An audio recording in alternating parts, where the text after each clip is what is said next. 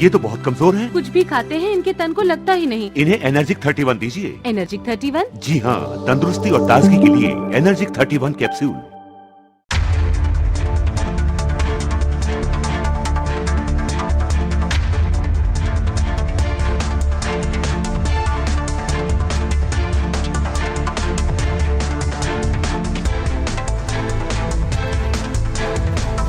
नमस्कार, मैं हूं सैयद सुहेल और आप देख रहे हैं आपका नंबर 1 शो, ये भारत की बात है। उम्मीद करते हैं आप सभी पूरी तरह से फिट होंगे और बहुत बहुत सेहतमंद होंगे।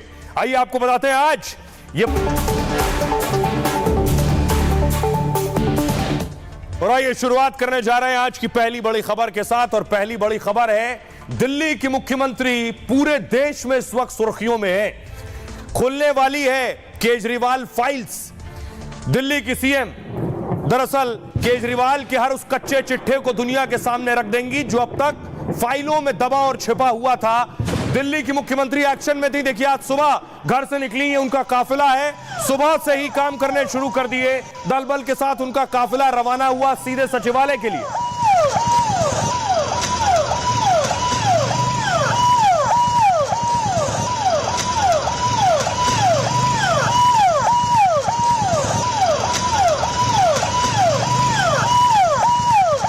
तस्वीर आप देख रहे हैं, दिल्ली की मुख्यमंत्री सचिवालय पहुंची हैं। सुबह से कल शपथ ली है और आज से काम की शुरुआत कर दी है। उनकी गाड़ी सचिवालय के अंदर दाखिल हुई। देखिए जरा, दिल्ली सचिवालय पहुंची है मुख्यमंत्री, फोन पर थी और अरविंद केजरीवाल के जितने अब तक उन पर आरोप लगे और उनकी फाइल थी जो अब तक सामने नहीं आई, वो सब खुलने वाली है। दिल्ली की मुख्यमंत्री ने ताबड़तोड़ कई आदेश दे दिए। इन आदेशों में यह आदेश भी शामिल है कि केजरीवाल के ऊपर जो भ्रष्टाचार के आरोप उनकी सरकार पर लगे हैं वो सामने आने चाहिए। उसके बाद रेखा गुप्ता को आप देख रहे हैं, ऑफिस पहुंची हैं और वहां से कई आदेश सामने निकल कर आए हैं। इन आदेशों में शामिल यह भी है कि अरविंद केजरीवाल ने जो सीएजी की रिपोर्ट आई थी अलग अलग विभागों की, जो छिपा कर और दबा कर रखी है, उन्हें इसी हफ्ते विधानसभा में दुनिया के सामने लाया जाएगा।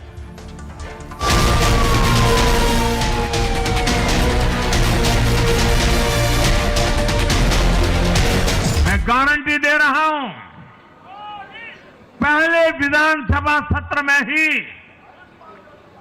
सीएजी की रिपोर्ट सदन में रखी जाएगी। केजरीवाल कभी अन्ना हजारे के साथ रामलीला मैदान में बैठकर सीएजी रिपोर्ट पेश करने की मांग कर रहे थे। खुद सरकार में रहने पर केजरीवाल ने सीएजी रिपोर्ट को विधानसभा में पेश नहीं होने दिया। लेकिन अब सरकार बदलते ही मुख्यमंत्री रेखा गुप्ता फुल एक्शन में है। क्या केजरीवाल फिर जेल जाएंगे? दिल्ली की सीएम ने 5वां गेयर लगा दिया है, ताबड़तोड़ फैसले ले रही हैं। शीश महल के बाद केजरीवाल के भ्रष्टाचार की फाइल खुलने वाली है। वो फाइल जिस पर चढ़कर केजरीवाल बैठे रहे और अपनी सरकार में उस फाइल को खुलने नहीं दिया। रेखा गुप्ता अब उन्हीं फाइल को दुनिया के सामने रखने वाली हैं। एक हफ्ते में केजरीवाल के भ्रष्टाचार का कच्चा चिट्ठा सामने आ जाएगा। कैग की रिपोर्ट्स 14 रिपोर्ट्स पेंडिंग हैं जो कि पिछली सरकार ने टेबल नहीं की। पहला ही हाउस जो होगा उसमें उन रिपोर्ट्स को पेश किया जाएगा। तो क्या अरविंद केजरीवाल के लिए मुश्किलें बढ़ने वाली हैं? ये हम पहले दिन से कह रहे हैं कि पहले मुख्यमंत्री थे तब नहीं खुलने दी फाइल, आतिशी सीएम बन गई तब भी नहीं खुल पाई फाइल, अब खुल रही है। प्रदूषण और भर्ती घोटाला, गरीबों के इलाज में घोटाला, शराब घोटाला, लंबी चौड़ी लिस्ट है, जल बोर्ड घोटाला, शीश महल घोटाला, ये सारी चीजें सामने आएंगी। प्रदूषण और भर्ती घोटाला भी शामिल है, गरीबों के इलाज में घोटाला, शराब घोटाला, जल बोर्ड घोटाला। दिल्ली की सीएम सब खोल कर रख देंगी। सरकार संभालते ही रेखा गुप्ता का बड़ा फैसला, 27 फरवरी को कैग की 1-2 नहीं 14 रिपोर्ट सार्वजनिक कर दी जाएंगी। रिपोर्ट में केजरीवाल सरकार के भ्रष्टाचार के सबूत का दावा है। कई रिपोर्टों में भ्रष्टाचार के गंभीर आरोप का भी दावा है। शराब घोटाले पर रिपोर्ट सामने आएगी, जल बोर्ड घोटाला, शीश महल घोटाले पर रिपोर्ट है, प्रदूषण और भर्तियों के नाम पर घोटाले पर रिपोर्ट है, बच्चों के स्कूल, गरीबों के इलाज में घोटाले पर रिपोर्ट है। ये सारी रिपोर्ट पिछले कई साल से पेंडिंग थी। केजरीवाल सरकार के खिलाफ हाईकोर्ट में भी याचिका दी गई थी। हाईकोर्ट ने केजरीवाल सरकार की ईमानदारी को लेकर सवाल उठाए थे। अब बीजेपी की सरकार आने के बाद एक एक फाइल खुलने वाली है। केजरीवाल खुद कॉमनवेल्थ गेम्स की सीएजी रिपोर्ट की मांग करते रहे। आपको याद होगा जब सरकार में नहीं थे, जब आंदोलन कर रहे थे। अब उनकी सरकार में 14 सीएजी की रिपोर्ट सदन में नहीं रखी गई। खुद बीजेपी और कांग्रेस ने इसको लेकर केजरीवाल पर हमला बोला था। अब केजरीवाल की एक एक फाइल खुलने वाली है। बीजेपी का दावा है इसमें केजरीवाल सरकार के खिलाफ बहुत से सबूत हैं। सीएजी रिपोर्ट के आधार पर कोर्ट भी कार्रवाई कर सकता है। शराब नीति पर सीएजी की लीक रिपोर्ट को लेकर बीजेपी का दावा है कि दिल्ली सरकार के खजाने को 2026 करोड़ का नुकसान हुआ है। रिपोर्ट सामने आने के बाद केजरीवाल की मुश्किलें बढ़ने वाली हैं। सुनिए जरा क्या कुछ कह रही है दिल्ली की मुख्यमंत्री रेखा गुप्ता। और उससे पहले आपको सुनवाऊं मैं कि दिल्ली के लोगों से हमने जाकर पूछा कि मुख्यमंत्री तो ताबड़तोड़ फैसले ले रही हैं, रोज ऑर्डर कर रही हैं, बड़े बड़े ऑर्डर कर रही हैं, अब केजरीवाल की फाइलें खुलने वाली हैं तो क्या होगा केजरीवाल का। सुनिए दिल्ली के लोग क्या कह रहे हैं। हर विभाग के अंदर घोटाले हैं। वो सीएजी की 14 जो रिपोर्ट्स हैं वो पहले सदन में पेश होंगी। एसआईटी का गठन होगा।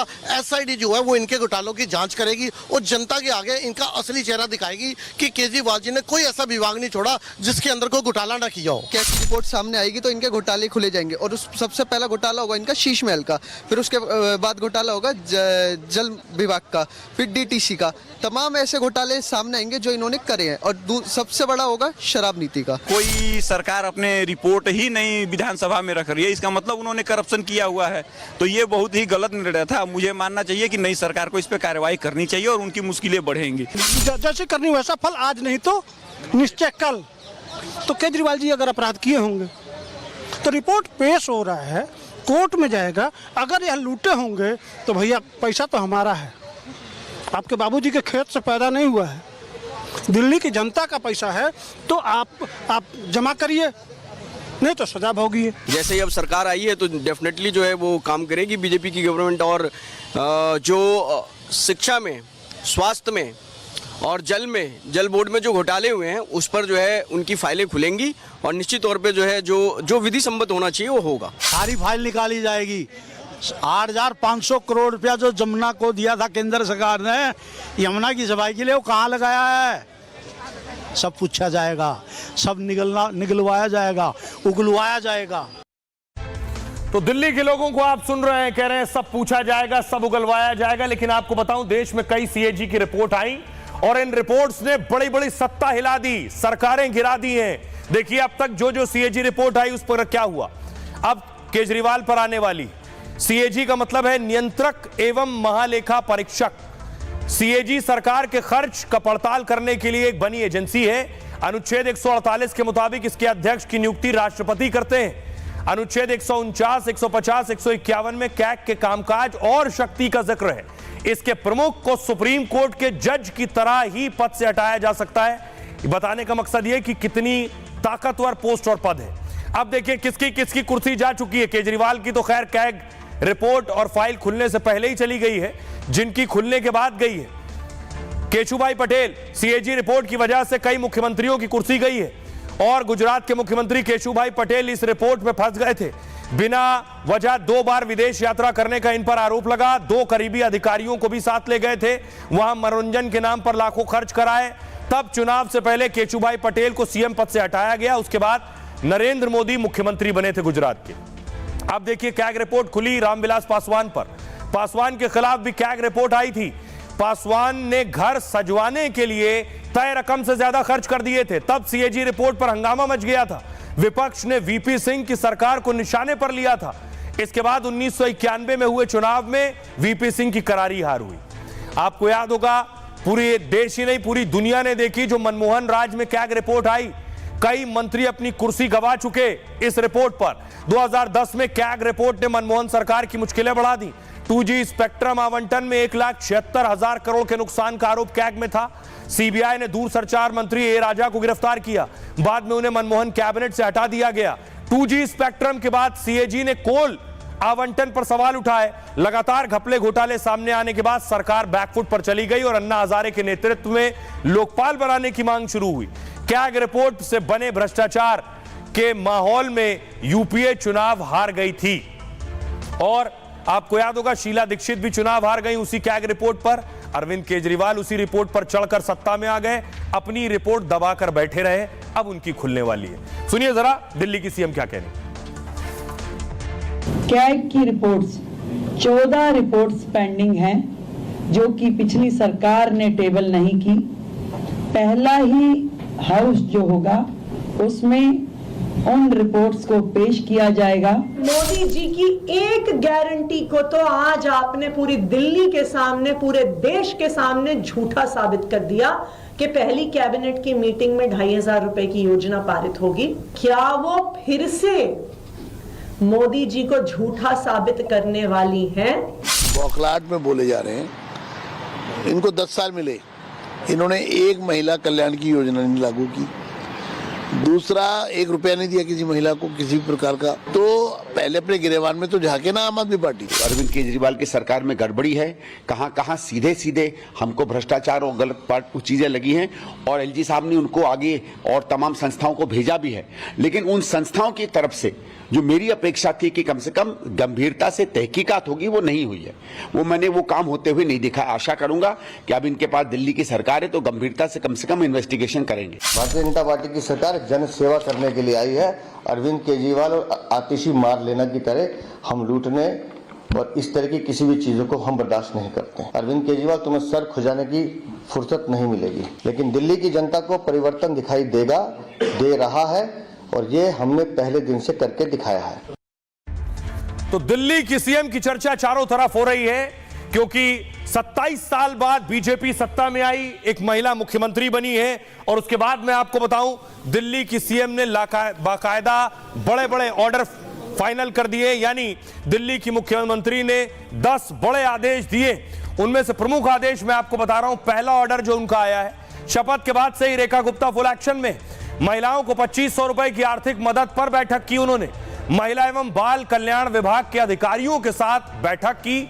8 मार्च से महिलाओं के खाते में पैसे भेजे जाने की तैयारी है। यानी बीजेपी की जो गारंटी थी पीएम मोदी की 2500 रुपए महिलाओं को देंगे, 8 मार्च से मिलने जा रहा है वो। पूर्व सीएम आतिशी ने 2500 रुपए को लेकर सवाल उठाए थे। इस पर रेखा गुप्ता ने आतिशी को करारा जवाब दिया, दिल्ली में हमारी सरकार है, हमें काम करने दें। दूसरा आदेश देखिए जरा, दिल्ली सरकार की अहम बैठक भी हुई। इसमें सीएम रेखा गुप्ता ने कई फैसले लिए। आतिशी और उनके मंत्रियों के निजी स्टाफ हटाए दिए गए हैं, और जिन अधिकारियों की दूसरी जगह नियुक्ति की गई उन्हें तुरंत अपने विभाग में रिपोर्ट करने को कह दिया गया है। तीसरा आदेश देखिए जरा, दोपहर में रेखा गुप्ता ने मंत्रियों और अफसरों के साथ मीटिंग की, और इसमें दिल्ली जल बोर्ड और पीडब्ल्यूडी अधिकारियों को बुलाया गया था। मीटिंग में खराब सड़क और पानी के मुद्दे पर चर्चा हुई है। चौथा आदेश जो आया है, 24 घंटे से रेखा गुप्ता ताबड़तोड़ एक्शन मोड में है। दिल्ली में आयुष्मान योजना शुरू करने का ऐलान कर दिया गया है। 3 दिनों का विधानसभा सत्र बुलाया जाएगा। 25 फरवरी को विधानसभा में सीएजी की रिपोर्ट पेश होगी। मोहल्ला क्लिनिकों की जांच का आदेश दिया गया है।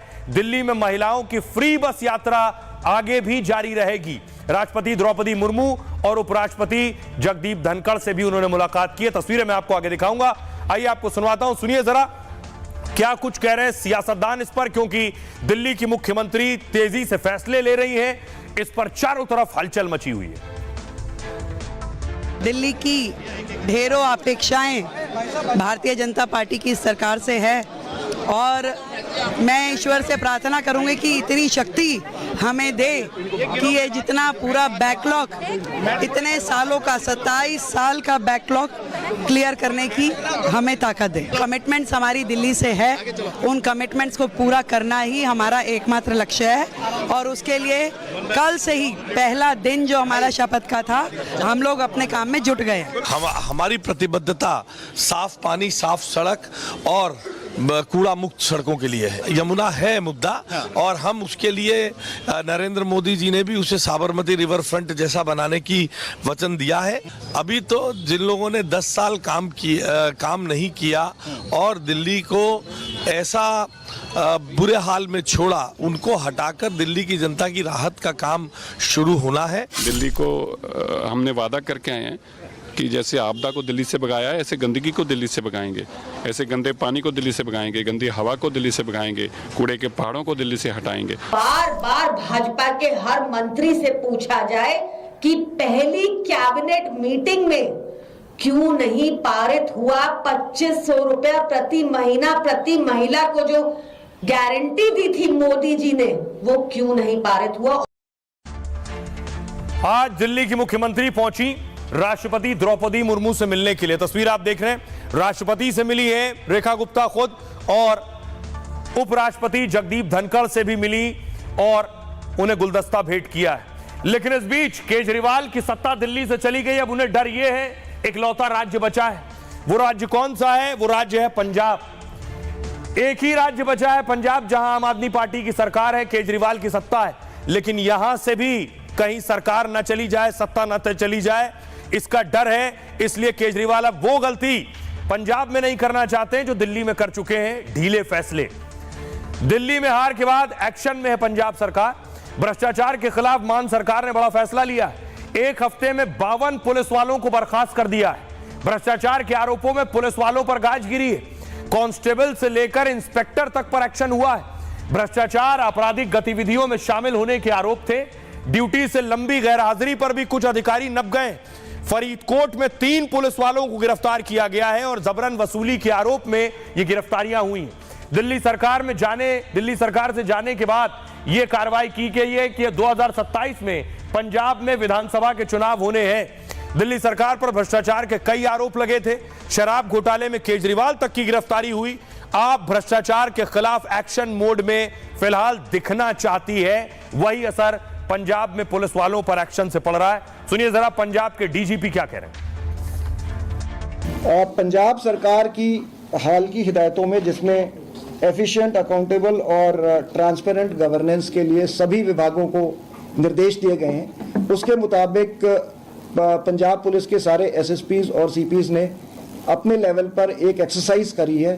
जो पुलिस में जो ब्लैक शीप हैं, जिनके खिलाफ क्रिमिनल रिकॉर्ड है, जो एफआईआरों में इन्वॉल्व हैं, जिनके खिलाफ करप्शन एक्ट की एफआईआर दर्ज है या कोई सीरियस मिसकंडक्ट का चार्ज है, ऐसे लोगों को आइडेंटिफाई करके और उनके खिलाफ एज पर दी फैक्ट्स एंड केस, हर केस के फैक्ट्स के मुताबिक जिसमें जो एविडेंस है उस पर एक इंडिपेंडेंट तरीके से अपना माइंड अप्लाई करने के बाद 52 पुलिस ऑफिशियल्स को अभी तक डिसमिस किया है इन हिदायतों के जारी होने के बाद, जिसमें कांस्टेबल से लेके इंस्पेक्टर रैंक तक के ऑफिसर्स हैं। भाई खबरों में आगे बढ़ते हैं। आज की एक और बड़ी खबर है जो आ रही है महाकुंभ से। महाकुंभ में महापाप योगी अब नहीं करेंगे माफ। आपको बताऊं, आज देखिए जरा महाकुंभ में कौन कौन पहुंचा है स्नान करने के लिए। असम के मुख्यमंत्री हिमंता बिस्वा शर्मा को आप देख रहे हैं, जिन्होंने संगम में डुबकी लगाई है, और शुभेंदु अधिकारी पहुंचे हैं। ये शुभेंदु को आप देख रहे हैं, संगम में डुबकी लगाई। पश्चिम बंगाल बीजेपी के बड़े नेता हैं सीआर पाटिल को आप देख रहे हैं, केंद्रीय मंत्री, जिन्होंने संगम में स्नान किया है। 3 बड़ी शख्सियत, उसमें सबसे पहले असम के सीएम हिमंता बिस्वा शर्मा पहुंचे।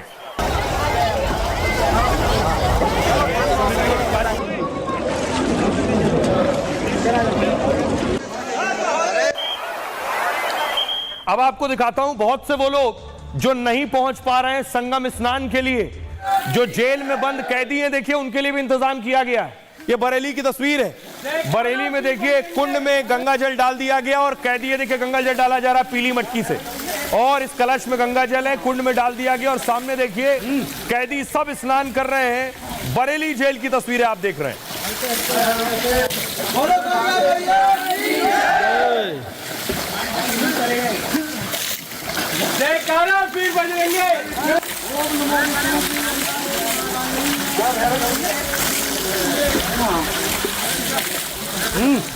दूसरे जेल आपको लिए चलता हूं, लखनऊ जेल चलिए जरा। लखनऊ में भी उसी तरह से पानी भर दिया गया और गंगा जल इन बर्तनों में डाल दिया गया, और उसके बाद देखिए कैदी सब स्नान कर रहे हैं।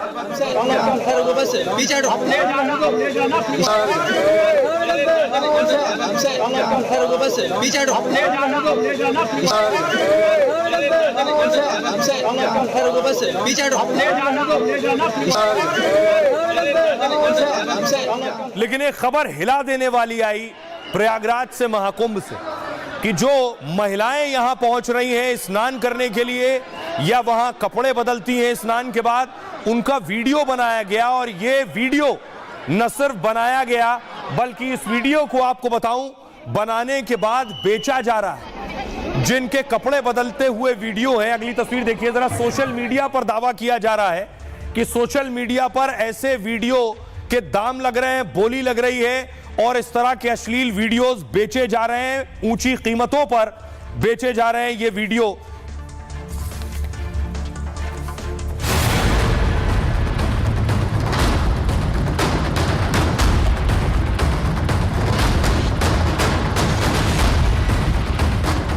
जिस महाकुंभ की दुनिया भर में चर्चा है और जिस आयोजन में भक्ति और इंतजाम के सारे रिकॉर्ड टूट गए हैं, उस महाकुंभ में कुछ लोगों ने किया है महापाप।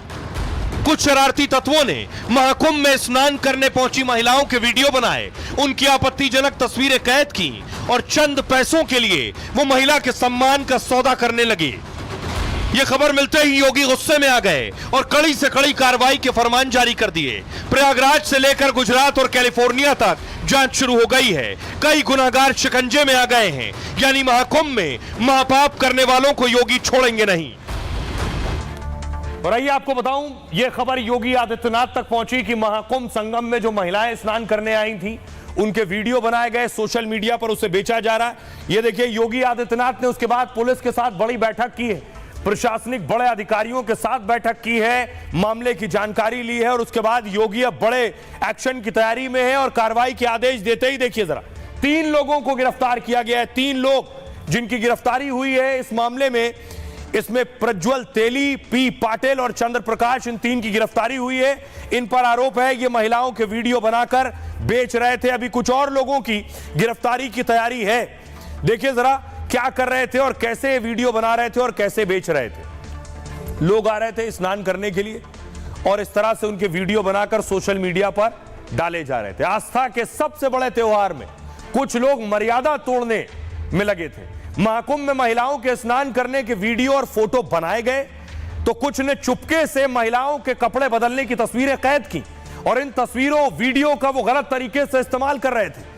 अराजक तत्वों ने सोशल मीडिया पर आपत्तिजनक तस्वीरें जारी की तो कुछ महिलाओं के फोटो और वीडियो ऑनलाइन बेचे जा रहे थे। स्नान के बाद कपड़े बदलने की तस्वीर का रेट था 1999 रुपए, तो महिलाओं की डुबकी के वीडियो 4000 से 40,000 में बिक रहे थे। ये टेलीग्राम, इंस्टाग्राम जैसे सोशल मीडिया से तस्वीरें, वीडियो बेचे जा रहे थे। महाकुंभ में इस अपराध में गुजरात और महाराष्ट्र के कुछ लोग भी जुड़े थे। ये हॉस्पिटल, मॉल से वीडियो बनाते और महाकुंभ के वीडियो से मिला देते थे। फिर विदेशी हैकर्स के जरिए डार्क वेब से भी अश्लील वीडियो बेचने में लगे थे।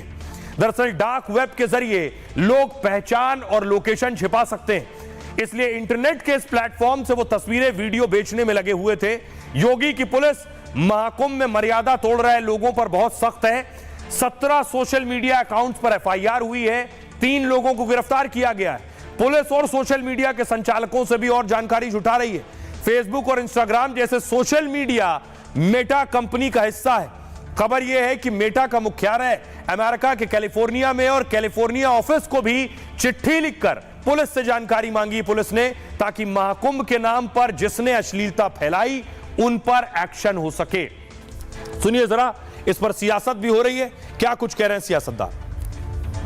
जांच हो रही है, उसमें मुकदमा लिखा गया है। जो दोषी होंगे उनके खिलाफ कठोर से कठोर कानूनी कार्रवाई होगी और महिलाओं के सम्मान से भी समझौता नहीं है। और कुंभ में इस प्रकार की, देखिए हर हाथ में कैमरा है, मोबाइल है और लोग फोटो खींचते भी हैं जो स्नान करने के लिए जाते हैं, लेकिन उसकी आड़ में कोई अगर इस प्रकार की हरकत कर रहा है तो वो समझ ले कि उसकी जिंदगी जेल में बीतेगी। आस्था के साथ इस प्रकार का उन लोगों ने एक बदनाम करने का प्रयास किया है और महिलाओं की तस्वीरें सोशल मीडिया पे चला रहे हैं, तो उनके ऊपर कार्रवाई कर रही है। हमने 13 एफआईआर भी करी है जो मुझे जानकारी है।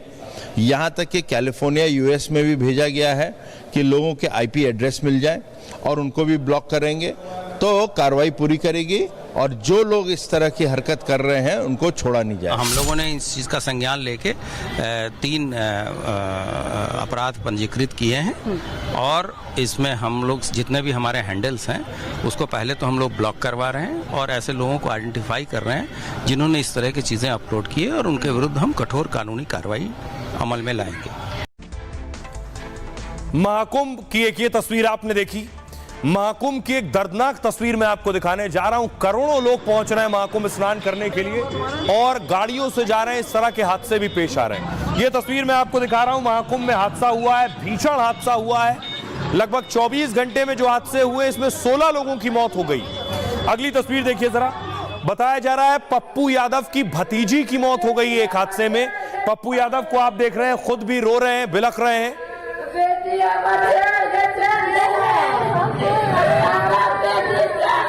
पप्पू यादव की भांजी की मौत हो गई है। पप्पू यादव की भांजी बताई जा रही है। भांजी की मौत के बाद खुद भी पप्पू अपने आंसू नहीं रोक सके।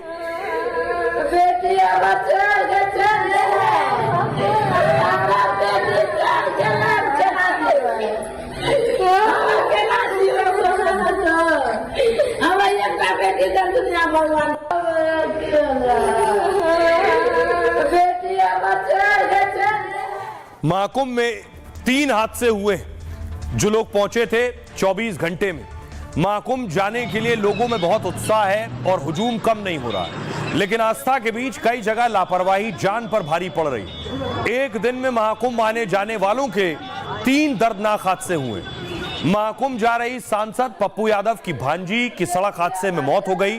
हादसे की खबर जैसे ही पप्पू यादव को मिली वो बिलख बिलख कर रोने लगे।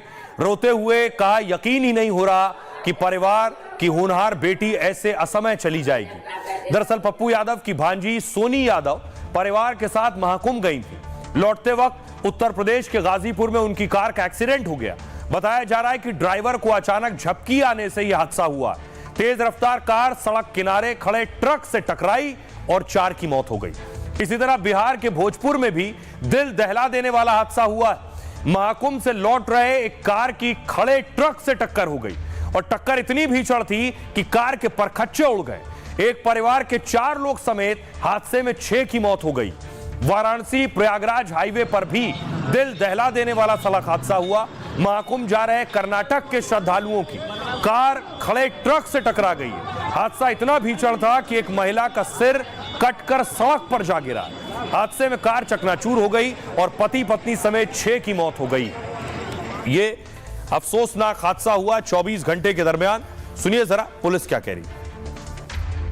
जो गाड़ी है जिसमें 15 सवारी थे, ये एक ट्रक के साथ एक्सीडेंट हो गया है। तो उसमें 5 लोगों का डेथ हुआ है। बाकी 9 लोग को ट्रॉमा सेंटर में उपचार कराया जा रहा है। कहां से कहां तक जा रहे हैं? चल रहे हैं, डॉक्टर से लगातार संपर्क। सर कहां से कहां? लेकिन उसके बावजूद मैं आपको बताऊं, महाकुंभ में जो अंदाजा लगाया जा रहा था कि 50 करोड़ लोग जाएंगे, ये 75 करोड़ पहुंच सकता है आंकड़ा। जी हां, जन सैलाब अभी भी पहुंच रहा है। श्रद्धालुओं का सैलाब आप देख पा रहे हैं। और ये वीकेंड चल रहा है। 26 तारीख को आखिरी स्नान होगा, महाशिवरात्रि का स्नान। उससे पहले और ज्यादा लोग पहुंचने वाले हैं। सारे रिकॉर्ड टूटने वाले हैं और जब रिकॉर्ड टूट रहे हैं तो रिकॉर्ड बनेंगे भी पूरी दुनिया के सामने। इसलिए गिनीज बुक ऑफ रिकॉर्ड की टीम महाकुंभ में पहुंचने वाली है। ये वो टीम महाकुंभ में आस्था और भक्ति के सारे रिकॉर्ड टूट गए। 40 दिन में 59 करोड़ से ज्यादा लोग स्नान कर चुके हैं। कल Guinness book of world record की टीम महाकुंभ आएगी और इस टीम के सामने महाकुंभ में कई खास रिकॉर्ड बनेंगे। महाकुंभ पहले ही दुनिया का सबसे बड़ा आयोजन बन चुका है। गिनीज बुक की टीम के सामने 75 करोड़ का आंकड़ा पार कर सकता है। महाकुंभ में स्वच्छता का ग्लोबल रिकॉर्ड बन रहा है। सैनिटाइजेशन और कचरे की सफाई की खास इंतजाम है जहां इतने करोड़ लोग आ रहे हो। महाकुंभ में रिकॉर्ड 1.5 लाख से ज्यादा शौचालय बने। महाकुंभ में 25,000 डस्टबिन, 37 कचरा थैलियां लगाई गई हैं, 37,000। और गंगा में फूल, पूजा सामग्री और कपड़े निकालने के लिए अलग मशीन है। मतलब जमीन और जल दोनों जगह सफाई के हाईटेक इंतजाम है। 24 फरवरी को 15,000 सफाई कर्मचारी गंगा घाट पर उतरेंगे और वो लगातार 10 किलोमीटर तक सफाई अभियान चलाएंगे। एक साथ इतने बड़े स्तर पर यह सफाई का विश्व रिकॉर्ड होगा। पहले यह रिकॉर्ड 2019 से प्रयागराज अर्ध कुंभ मेले में बना था। पहली बार किसी आयोजन में 550 शटल बस एक साथ चलेंगी। फिर 10,000 लोगों के हैंड प्रिंट का रिकॉर्ड बनेगा, यानी हाथों के निशान का। 2019 में 7,500 लोगों के हैंड प्रिंट का रिकॉर्ड था। महाशिवरात्रि में सबसे ज्यादा भीड़ का रिकॉर्ड टूट सकता है। पिछले महीने मौनियम अमावस्या पर करीब 8 करोड़ लोग आए थे और महाशिवरात्रि को आखिरी शाही स्नान और महाकुंभ का समापन माना जा रहा है। तो अनुमान है कि करीब 10 करोड़ भक्त महाकुंभ में आ सकते हैं, जो सारे रिकॉर्ड तोड़ देगा। सुनिए जरा, असम के मुख्यमंत्री हेमंत बिस्वा शर्मा पहुंचे थे, वो क्या कह रहे हैं। बहुत बड़ा प्रबंधन थे, बहुत ही कुशलता का साथ यह मेला को प्रबंधन किया गया। उत्तर प्रदेश के माननीय मुख्यमंत्री योगी आदित्यनाथ जी और पूरा प्रशासन को मैं धन्यवाद देता हूं। प्रधानमंत्री जी का मार्गदर्शन में फिर एक बार भारत का सनातन सभ्यता संस्कृति उभर के सामने आए हैं, विश्व का सामने आए हैं। ये महाकुंभ ने एक बात तो प्रूफ कर दिया है कि सनातन ही अतीत थे, सनातन ही वर्तमान है और सनातन ही विश्व का भविष्य है। 144 साल के बाद जो महाकुंभ यहाँ पर हो रहा है और उसके अंदर पूरे देश के और विदेश में रहने वाले भी सभी लोग और विदेशियों ने भी इसमें अपनी आस्था प्रकट करते हुए यहाँ पर डुबकी लगाई कि यहाँ पर लोग आस्था के साथ, एक विश्वास के साथ, बिना गंदगी वो जो जिस तरह से डुबकी लगा रहे हैं, यही बताते हैं कि माननीय प्रधानमंत्री मोदी साहब का जो नमामि गंगे का प्रोजेक्ट वो भी यहाँ सफल हुआ है। आइए अब आपको बताऊं, लेकिन योगी आदित्यनाथ के फैसले की तारीफ भी हो रही है, उनके काम की तारीफ भी महाकुंभ में हो रही है। एक और बड़ा आदेश दिया है योगी ने। उस आदेश पर कुछ लोग आवाज उठा रहे हैं और ताज्जुब की बात यह कि साजिद रशीदी समर्थन कर रहे हैं। अगली तस्वीर मैं आपको दिखाऊं, उससे पहले देखिए एक तस्वीर। मेरठ में एक मस्जिद आ रही थी, यहां विकास कार्य होना था, सड़क बननी थी। उसके बाद मस्जिद समिति ने खुद, प्रबंधन ने खुद मस्जिद पर हथौड़ा चलाना शुरू कर दिया। बगल से आप देख रहे हैं सड़क जा रही है, गाड़ियां जा रही हैं। यहीं पर दरअसल रास्ता चौड़ा होना है, यहीं से हाईवे बनना है। और उसके बाद देखिए किस तरह से खुद ही हथौड़ा चला रहे। रैपिड रेल दरअसल यहां से जानी है, रैपिड रेल गुजरनी है, इसलिए मस्जिद प्रबंधन खुद ही हथौड़ा चला रहा है।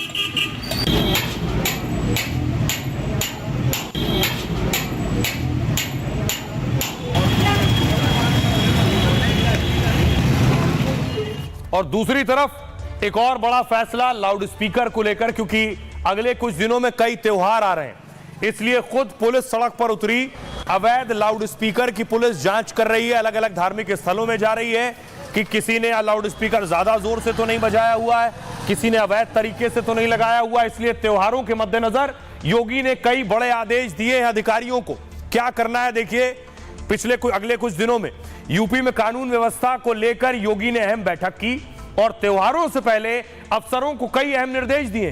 कहा आस्था का सम्मान हो पर अराजकता बर्दाश्त ना हो। अवैध रूप से रह रहे घुसपैठियों, रोहिंग्याओं की पहचान करें। देश प्रदेश की सुरक्षा से कोई समझौता नहीं हो सकता है, इसलिए अवैध रूप से रह रहे लोगों पर कड़ा एक्शन लिया जाएगा। कोई ठेला या दुकान सड़क पर जाम की वजह न बने। थाना स्तर पर इसके लिए जवाबदेही तय होगी। परीक्षा के वक्त लाउड स्पीकर पर अहम फरमान जारी किया।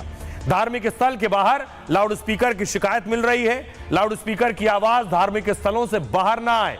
अगर ऐसा होता है तो पुलिस और अधिकारी नोटिस जारी करे और फिर कानून के तहत लाउड स्पीकर उतरवाए भी। मार्च में होली है, नवरोज है, रामनवमी है, ईद उल फित्र जैसे त्योहार है। कई जगह शोभा यात्रा और मेले जैसे आयोजन भी होंगे। पुलिस और अफसरों को खासी सतर्कता बरतनी होगी। संदिग्धों पर एक्शन लें, सोशल मीडिया पर नजर रखें। परंपरा के खिलाफ कोई आयोजन नहीं होना चाहिए, योगी ने यह फरमान दिया है। सुनिए इस पर सियासतदान क्या कह रहे हैं। निकालिए बांग्लादेशियों को, निकालिए रोहिंग्याओं को और बताइए आवाम को निकाल करके हमने इतने रोहिंग्याओं को वापस भेज दिया है, इतने बांग्लादेशियों को वापस भेज दिया है। रही बात लाउड स्पीकर की, लाउड स्पीकर इस्लाम का हिस्सा नहीं है। मुसलमानों को इससे कोई नुकसान नहीं है। जिसको नमाज पढ़नी है, हर आदमी के हाथ में घड़ी है, मोबाइल है, वो टाइम देखेगा, नमाज पढ़ेगा। उत्तर प्रदेश में जो भाजपा की सरकार है ये अनावश्यक मुद्दों को लेकर के आती है, जनता के लिए काम नहीं करना चाहती, विकास का काम नहीं करना चाहती है। अपराध बढ़ते जा रहे हैं उत्तर प्रदेश में, तो रोहिंग्या का क्या मतलब हुआ? वैसे तमाम अपराध हो रहे हैं, तो हम किसी जो अपराध है उसकी रोकथाम के पक्ष में हैं, लेकिन सत्ता का दुरुपयोग नहीं करना चाहिए। निश्चित रूप से जिस प्रकार से अपराध हो रहा है और अपराध को अंजाम देने वाले घुसपैठिए हैं, लाउड स्पीकर पर भी जो उन्होंने बोला, निश्चित रूप से अखिल भारत हिंदू महासभा, संत महासभा और देश के तमाम राष्ट्रभक्त इस बयान का समर्थन कर रहे हैं और करें, हम सब कर रहेंगे और साथ देंगे। और माननीय योगी आदित्यनाथ जी का यह बयान बहुत ही सराहनीय है। तो आपने सुन लिया, साजिद रशीदी खुद कह रहे हैं कि बांग्लादेशी और रोहिंग्याओं को भगाया जाए, यानी जो भी अवैध तरीके से रह रहा है। एक खबर और यूपी के संभल से आई है। संभल में जो हिंसा हुई पिछले दिनों, पत्थरबाजी हुई जामा मस्जिद के सर्वे के दौरान, उससे खबर निकल कर आई। अगली तस्वीर में आपको दिखाऊं कि विष्णु शंकर जैन उस सर्वे टीम का हिस्सा थे, वकील थे, क्योंकि विष्णु शंकर जैन को मारने की तैयारी थी, ये जानकारी निकल कर आई है पुलिस के जरिए। अगली तस्वीर देखिए, एक आरोपी को गिरफ्तार किया गया, इसका नाम है गुलाम। गुलाम को दुबई से ऑर्डर मिले थे, दुबई से, ये तस्वीर आप गुलाम की देख रहे हैं, गुलाम को दुबई से ऑर्डर मिले थे, शारिक साठा ऑर्डर दे रहा था। ये शारिक साठा को आप देख रहे हैं, गुलाम के दूसरी तरफ जो तस्वीर है, ये दुबई रहता है। इसने आदेश दिया कि विष्णु शंकर जैन की हत्या कर दो। अगली तस्वीर देखिए, इसके पास से ये हथियार मिले हैं, जिन हथियारों का इस्तेमाल क्या हिंसा के दौरान भी हुआ था, पुलिस ने ये सारे हथियार बरामद किए हैं, अब आगे जांच कर रही है। अब दो चीजें, एक विष्णु शंकर जैन की सुपारी और दूसरा कि उसका दुबई कनेक्शन क्या है। ये आप देख रहे हैं विष्णु शंकर जैन और उनके पीछे वो शख्स जो दुबई में था, साठा, जिसके बारे में बताया जा रहा है। संभल हिंसा को लेकर बड़ा खुलासा हुआ है। दुबई में बैठे गैंगस्टर शारिक साठा ने साजिश रची, वही उपद्रवियों को हथियार सप्लाई कर रहा था। पुलिस ने साठा के गुर्गे गुलाम को गिरफ्तार किया। गुलाम से भारी विदेशी हथियार और दुबई कनेक्शन मिला है। वकील विष्णु शंकर जैन को भी मारने की तैयारी थी। पूछताछ में गुलाम ने कहा, बॉस ने प्लान बताया था, कहा था जामा मस्जिद का सर्वे नहीं होने देना है, बाहर से आए वकील को मार देना जिससे हिंसा भड़के और हमारा हथियारों का व्यापार फिर से शुरू हो जाए। शारिक गैंग के कई सदस्यों की गिरफ्तारी हो चुकी है। पुलिस ने 6 FIR में 4025 पन्नों की चार्जशीट दाखिल की है। चार्जशीट में सांसद बर्क और सपा विधायक के बेटे का नाम है। सांसद बर्क के कुछ व्हाट्सएप डिटेल मांगी गई है और सबूत मिलते ही उन पर एक्शन भी हो जाएगा। 24 नवंबर 2024 को जामा मस्जिद में सर्वे के दौरान हिंसा हुई। इसमें 6 मामलों में 80 आरोपी गिरफ्तार हो चुके, बाकी 79 आरोपियों की तलाश की जा रही है। पुलिस दुबई में बैठे शारिक साठा पर भी एक्शन की तैयारी में है। आइए सुनिए, मैं आपको बताऊं, चार्जशीट में फिलहाल बर्क का नाम नहीं है, लेकिन पुलिस तैयारी में है कि उनके खिलाफ एक्शन ले, सबूत जुटा रही है। क्या कुछ कह रहे हैं SP कृष्ण बिश्नोई।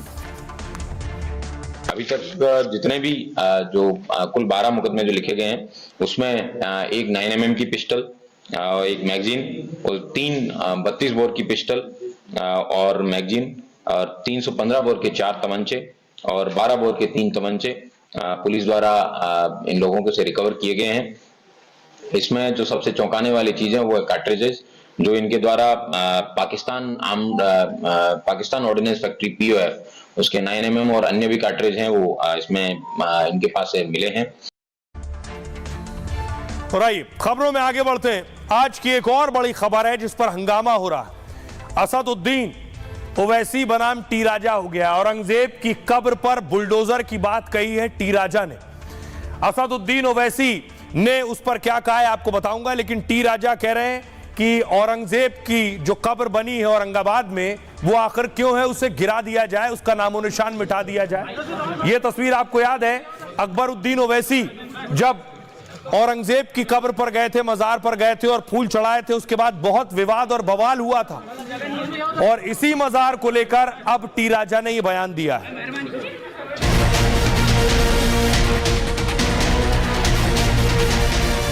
महाराष्ट्र में औरंगजेब को लेकर फिर सियासत गर्मा गई है।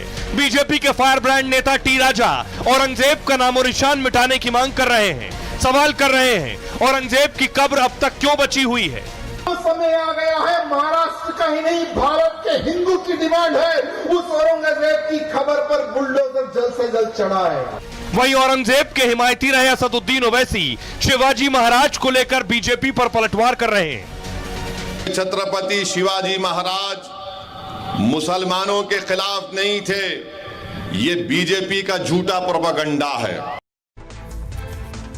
तो असदुद्दीन ओवैसी निकलकर सामने आ गए टी राजा के बयान के बाद। देखिए जरा ओवैसी और टी राजा आमने सामने। टी राजा ने कहा, जिस औरंगजेब ने हिंदुस्तानियों पर जुल्म किया है, हिंदुओं पर अनेक तरह के अत्याचार किए हैं, उस औरंगजेब की कब्र पर कुछ लोग मत्था टेकने जाते हैं। देश में कुछ लोग ऐसे हैं जो औरंगजेब को अपना आदर्श मानते हैं। औरंगजेब के प्रति कुछ लोगों का प्रेम किसी से छिपा नहीं है। 2022 में अकबरुद्दीन ओवैसी ने औरंगजेब की कब्र पर चादर चढ़ाई थी। औरंगजेब की कब्र पर सजदा करने वाले कई हैं। संभाजी महाराज को औरंगजेब ने मारा, संभाजी नगर में औरंगजेब की कब्र क्यों है? देवेंद्र जी, समय आ गया है, बुलडोजर चलाओ, औरंगजेब का नामो निशान मिटा डालो। यह महाराष्ट्र के हिंदू की नहीं, भारत के हिंदू की डिमांड। असदुद्दीन ओवैसी ने कहा, छत्रपति शिवाजी महाराज की बहुत इज्जत करता हूं। छत्रपति शिवाजी महाराज मुसलमानों के खिलाफ नहीं थे, यह बीजेपी का झूठा प्रोपेगेंडा है। ओवैसी ने बीजेपी के लोगों से सवाल किया, शिवाजी महाराज आगरा से भागकर निकले तो उनके साथ कौन था? मदारी महदर उसका नाम था, वो एक मुसलमान था। छत्रपति शिवाजी की तोप का जनरल कौन था? इब्राहिम खान उसका नाम था। बताओ, शिवाजी महाराज का कानून मंत्री कौन था? काजी हैदर उसका नाम था। जब काजी हैदर को लेकर कहा गया कि वो एक मुसलमान है, तो शिवाजी महाराज ने कहा, इंसान की काबिलियत उसके काम से है, मजहब से नहीं। ये इतिहास का हिस्सा है, लेकिन बीजेपी वाले कुछ अलग ही कैसेट बजाते हैं। सुनिए जरा टी राजा को और असदुद्दीन ओवैसी को। जिसने मेरे संभाजी को तड़पा तड़पा कर मारा, हमारे संभाजी नगर में उस औरंगजेब की खबर क्यों अब तक बची हुई है? अब वो समय आ गया है, महाराष्ट्र का ही नहीं भारत के हिंदू की डिमांड है, उस औरंगजेब की खबर पर बुलडोजर जल्द से जल्द चढ़ाए। औरंगजेब का नाम और निशान महाराष्ट्र की पवित्र धरती से मिटाए। यहाँ सिर्फ महाराष्ट्र का हिंदू नहीं, अब पूरे भारत का हिंदू की डिमांड है कि औरंगजेब का नाम और निशान मिटाया। छत्रपति शिवाजी महाराज मुसलमानों के खिलाफ नहीं थे, ये बीजेपी का झूठा प्रोपेगेंडा है। छत्रपति शिवाजी महाराज जब कल्याण को फतह किए तो कल्याण के नवाब की बहू उनके सामने लाई गई थी, तो शिवाजी महाराज ने कहा कि ये मेरी बहू की तरह है और उसको इज्जत के साथ वापस भिजा दिया। जब आगरा के किले में छत्रपति शिवाजी महाराज निकलकर भागे, वहां से निकले, तो कौन उनके साथ था? मदारी मेहतर उसका नाम था, वो मुसलमान था। आइए खबरों में आगे बढ़ते हैं। आज की एक और बड़ी खबर है महाराष्ट्र से। दरअसल शिंदे के टारगेट पर आखिर कौन? शिंदे के टारगेट पर एकनाथ शिंदे पिछले कुछ दिनों से जो बयान दे रहे हैं, वो सुर्खियां बन रही है। क्या वो उद्धव ठाकरे के लिए? अगली तस्वीर में आपको दिखाऊं। प्रधानमंत्री नरेंद्र मोदी जब आए, उनसे मुलाकात की एकनाथ शिंदे ने। तस्वीर बहुत वायरल हुई। एकनाथ शिंदे आए थे जब दिल्ली में शपथ हो रही थी, उस दौरान की तस्वीर आप देख रहे हैं। अगली तस्वीर में आपको दिखाऊं।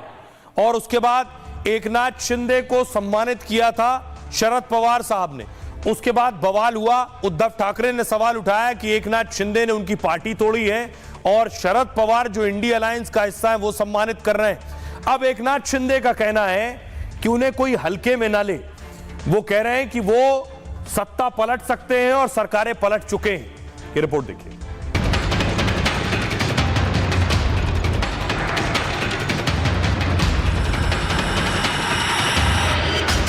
मुझे हल्के में मत लेना, ये इशारा जिनको समझना है वो समझ ले और मैं मेरा काम करते रहूंगा। एकनाथ शिंदे साफ साफ शब्दों में कह रहे हैं कि कोई मुझे हल्के में ना ले। सियासत में ऐसे बयान के बड़े मायने हैं। आखिर शिंदे किसको संदेश दे रहे हैं? शिंदे के निशाने पर कौन है?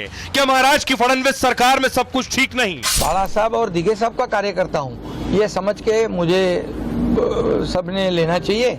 और इसलिए जब हल्के में लिया तो 2022 में टांगा पलटी कर दिया। मुझे हल्के में मत लेना, ये इशारा जिनको समझना है वो समझ ले, और मैं मेरा काम करते रहूंगा।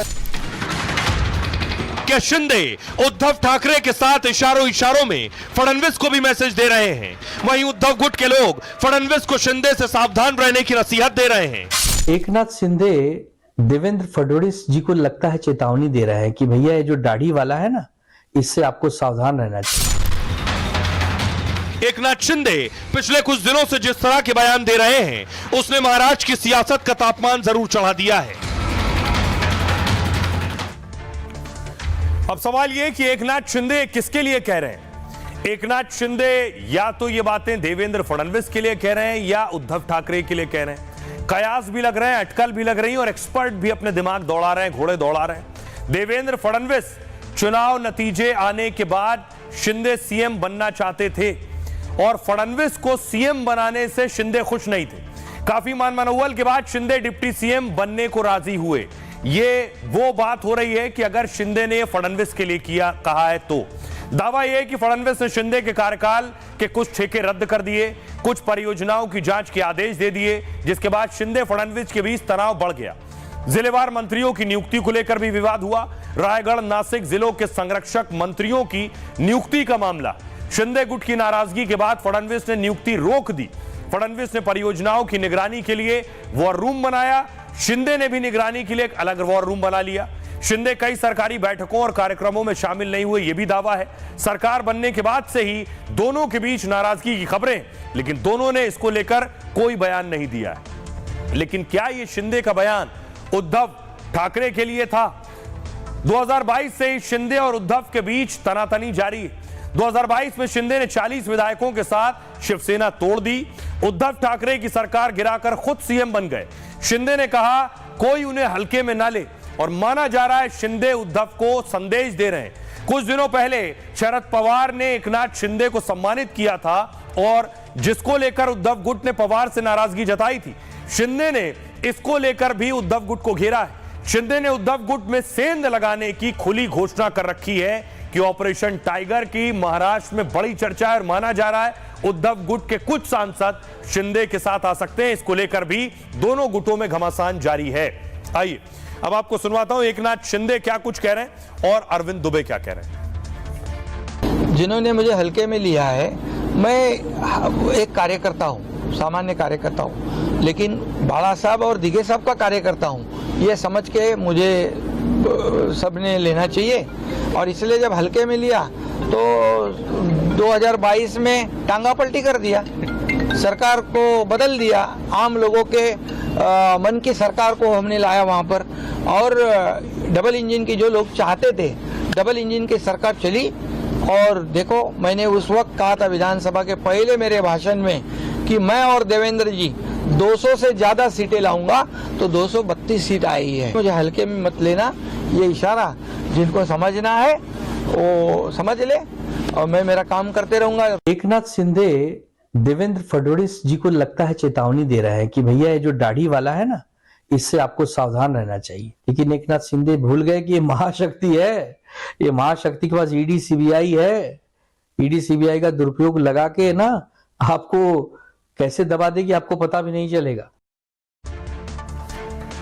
और आइए महाराष्ट्र से आगे बढ़ते हैं और अब आपको लिए चलता हूं। अमेरिका ट्रंप भारतीयों को अब एक और देश भेज रहे हैं। कोस्टारिका के बाद पनामा भेज रहे हैं। पनामा भेजे गए भारतीय। ट्रंप लगातार जो भी अवैध रूप से रह रहा है उन्हें दूसरे मुल्कों में भेज रहे हैं, उन्हें अपने देश में भी रखने को तैयार नहीं। अगली तस्वीर में आपको दिखाऊं, उन सारे लोगों को पकड़ा गया है जो अवैध तरीके से रह रहे थे। इनकी संख्या लाखों में है। ट्रंप उन्हें अमेरिका में नहीं रोकना चाहते, इसलिए दूसरे देश भेज रहे हैं और दूसरे देश भेज दिया। ये तस्वीर आप देख रहे हैं, यह है पनामा और पनामा का होटल। इस होटल में उन लोगों को रखा गया है जिन्हें अवैध तरीके से अमेरिका में पकड़ा गया, इन होटलों में रख दिया गया है। भारतीय भी इस होटल में रुके हुए हैं। अगली तस्वीर देखिए, जो होटल में है वो आवाज लगा रहे हैं कि उन्हें वहां से निकाला जाए। ये देखिए, देख रहे हैं होटल की खिड़की पर आए हैं, शीशे आप देख रहे हैं। हर देश के लोग इसमें शामिल हैं। यही कैद हैं। देखिए पोस्टर पेपर पर लिखकर उन्होंने दिखाया है मीडिया कैमरों के सामने। ये सब लोगों को आप देख रहे हैं जिन्हें पनामा में लाकर रखा गया है। इसमें दुनिया के अलग अलग देशों से लाए गए लोग हैं। अब आपको बताऊं कौन कौन से देश हैं जिसमें ट्रंप अवैध प्रवासियों को भेज रहे हैं। इनमें पनामा भी शामिल है। कोस्टारिका के बारे में 2 दिन पहले मैंने आपको बताया था, अब एक और मुल्क जुड़ गया है। उस दिन भी मैंने आपको बताया था कि पनामा भी भेजे जा सकते हैं। देखिए अमेरिका से जिन्हें निकाला गया है या तो उन्हें ग्वाटेमाला, कोस्टारिका या पनामा यहां भेजा जा रहा है। अब सवाल इस बीच ये है कि ट्रंप ये जो बर्ताव कर रहे हैं ये क्या सामान्य है, ये क्या मानवीय है, क्योंकि उनके इस बर्ताव पर सवाल उठ रहे हैं। ये रिपोर्ट देखिए।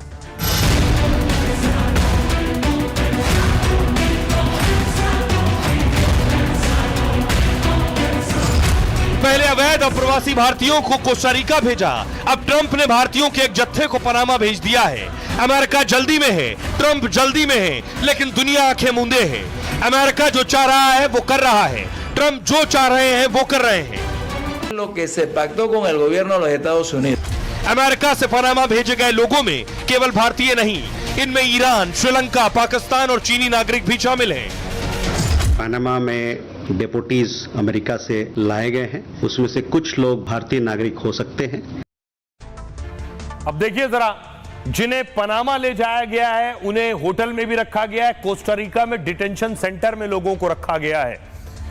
देखिए जरा, अमेरिका ने अवैध प्रवासियों को पहले कोस्टारिका में इस तरह से रखा हुआ था और अभी जो मैंने आपको तस्वीरें दिखाई होटल में पनामा में लोगों को रखा हुआ है। खबर है कि अवैध भारतीयों का एक जत्था पनामा भेज दिया है। अमेरिका ने 300 अवैध प्रवासियों को डिपोर्ट करके पनामा भेजा है। इसमें भारत समेत पाकिस्तान, अफगानिस्तान और चीन के नागरिक हैं। ईरान, श्रीलंका, नेपाल, भूटान और वियतनाम के नागरिक भी बताए गए। इन्हें अवैध प्रवासियों को पनामा के डिकैपोलिस होटल में रखा गया है, जिनमें से 130 से ज्यादा लोग अपने वतन लौटना नहीं चाहते। इनमें से करीब 100 लोग किसी और देश में शरण चाहते हैं। ये लोग होटल की खिड़कियों से मदद की गुहार लगा रहे हैं, हमें बचाओ, हमारी मदद करो जैसे पोस्टर दिखा रहे हैं। भारत का कहना यह है कि वो अपने नागरिकों के संपर्क में है। पनामा के भारतीय दूतावास ने वहां सरकार से संपर्क किया। भारतीय दूतावास ने मुलाकात के लिए काउंसलर एक्सेस भी लिया है। पनामा से पहले अमेरिका ने कुछ भारतीयों को कोस्टारिका भेजा था। पनामा कोस्टारिका भेजे गए भारतीयों के पास नागरिकता के प्रूफ नहीं है। जैसे ही भारतीय नागरिकता प्रूफ होगी भारत सरकार उन्हें वापस ले लेगी। अमेरिका ने 18,000 से ज्यादा अवैध भारतीयों को गिरफ्तार किया है। इनमें सबसे ज्यादा 5,000 लोग हरियाणा से अमेरिका गए थे। अमेरिका ने अब तक 332 भारतीयों को भारत भेजा है। इन्हें 3 विमानों से भारत के अमृतसर भेजा गया था। ये अब तक वापसी हो चुकी है। आइए अब आपको सुनवाता हूं, सुनिए पनामा के सुरक्षा मंत्री क्या कुछ कह रहे हैं और भारतीय विदेश मंत्रालय के प्रवक्ता। प्रवासियों को सुरक्षा के मद्देनजर हिरासत में रखा गया है। उन्हें सभी जरूरी मेडिकल ट्रीटमेंट और भोजन दिया जा रहा है। पनामा में कुछ डेपोटीज अमेरिका से लाए गए हैं। इनको अमेरिका से पनामा लाया गया है, वहाँ पर ये इनको होटल में रखा गया है। उसमें से कुछ लोग भारतीय नागरिक हो सकते हैं। इसकी पुष्टि तभी होगी जब इनका वेरिफिकेशन जो है, डॉक्यूमेंटेशन है, उसका वेरिफिकेशन हम कर लेंगे। एक बार इनकी ये स्थापित हो जाती है कि ये लोग जो वहाँ गए हैं वो भारत के नागरिक हैं, तो फिर उनको दस्तावेज जारी किया जाएगा ताकि उनको फिर वहाँ से अपना घर भारत वापस लाया जाए। एक और बड़ी खबर अमेरिका से ही आई है। ये आप देख रहे हैं ट्रंप के साथ, इनका नाम है काश पटेल। काश पटेल का ताल्लुक भारत से है और इनको बहुत बड़ी जिम्मेदारी वहां मिली। अगली तस्वीर में आपको इनकी दिखाऊं। ये आप देख रहे हैं डोनाल्ड ट्रंप। काश पटेल दरअसल एफबीआई के चीफ नियुक्त किए गए हैं। एफबीआई के चीफ अपॉइंट किया गया काश पटेल को। तो देखिए जरा, वोटिंग हुई बाकायदा, सीनेट में वोटिंग होती है और उस वोटिंग में काश पटेल एफबीआई के हेड बने। एफबीआई आप जानते हैं दुनिया की सबसे बड़ी जांच एजेंसी है। अमेरिका में काश पटेल को एफबीआई का चीफ बनाया गया।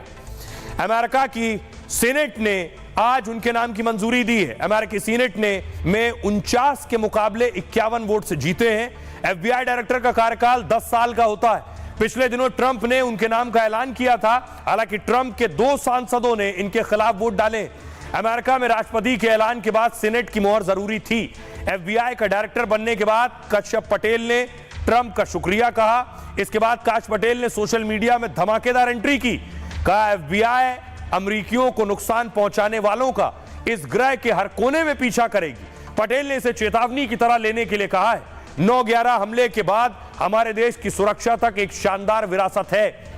अमेरिकी लोग एक ऐसी एफबीआई के हकदार हैं जो पारदर्शी, जवाबदेह और न्याय के लिए प्रतिबद्ध हो। हमारी न्याय प्रणाली के राजनीतिकरण ने जनता के भरोसे को खत्म कर दिया है। हम एक ऐसी एफबीआई बनाएंगे जिस पर लोग गर्व कर सकें। अब आपको बताऊं ये हैं कौन। इनका नाम है कश्यप काश पटेल, भारतीय प्रवासी है।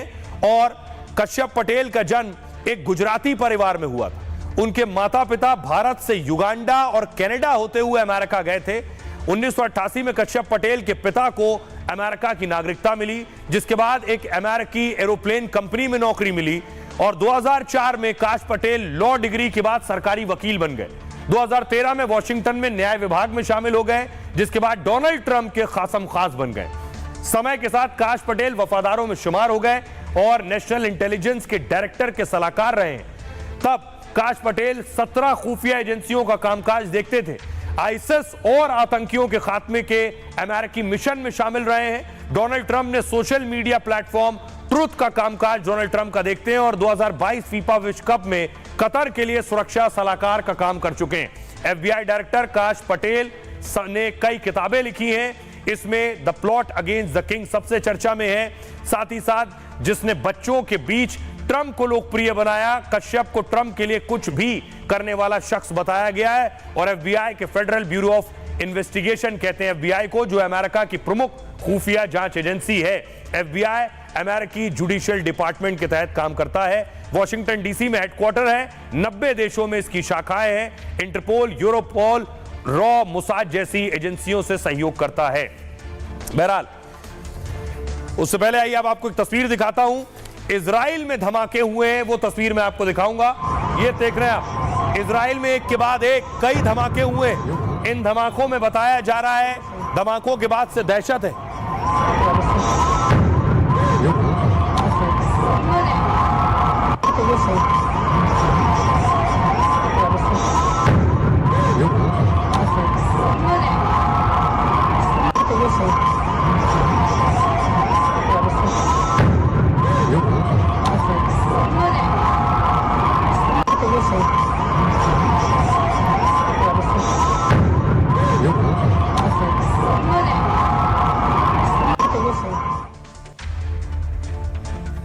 बहरहाल ये भारत की बात है, मैं इतना ही। आप अपना और अपनों का बहुत बहुत ख्याल रखिए। अगर आपका शो मिस हो गया है तो आप इसे YouTube पर भी देख सकते हैं। एक छोटे से ब्रेक के लिए रुक रहे हैं।